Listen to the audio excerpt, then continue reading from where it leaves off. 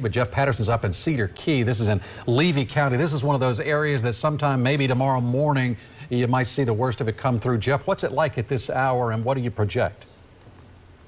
Well, good evening, Keith and Jen. You may notice that I've put on the rain gear. We are certainly anticipating this storm. We have had a little bit of rain come through here, but an interesting thing has happened as we have been here throughout the course of the evening monitoring the weather. When we first went on the air at 4 p.m. tonight, I was monitoring gusts around 25 miles an hour, but the wind was coming in from the west. Now the prevailing wind has shifted to the southeast where the storm is coming from. That may be very good for Cedar Key for a couple of reasons, because as we have monitored the path of that storm with the help of Steve Jervey, we've noticed that the storm is coming up from the south. And if it hits here, when he says it's going to hit here, that'll be about the same time as low tide. That means the water will be pushed out into the Gulf of Mexico. Storm surge always a concern here in Cedar Key. So if the prevailing wind is going from this direction, if it comes in at 6:30, storm surge won't be a problem here in Cedar Key. Back to you guys.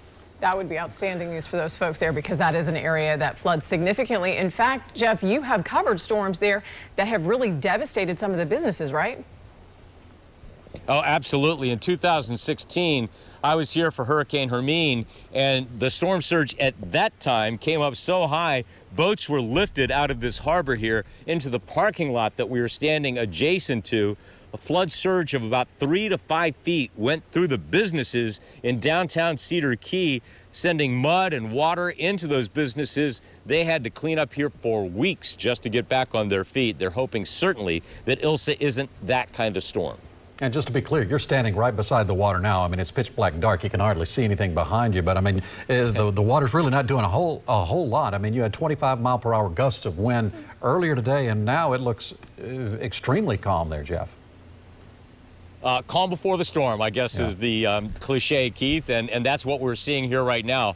As you know, as you've mentioned, I've covered many of these hurricanes before, and I've seen some very odd phenomena. I've been in a harbor like this when the water has literally been sucked out into the Gulf of Mexico, and you see nothing but mud behind you. People will sometimes walk into that. It could be very dangerous if you get stuck in the mud and the water comes back in. So we certainly don't advise that. Some people will remember Irma and the inner bay of Tampa Bay, Old Tampa Bay, was that water was pushed out and people were able to walk out there at that time. So some odd phenomena can happen depending on the timing of a storm, the high tide, and the wind direction. So all of those things will play into a storm surge situation, which is why we certainly have to keep an eye, even on a storm like Elsa. Around here is Cedar Key. People were kind of downplaying it today. They were saying it's not a big deal because they're used to catch 2, 3, 4, even 5 hurricanes. And so people in Florida, if it's a tropical storm, they don't get all that concerned. We didn't see a lot of boarding up here, but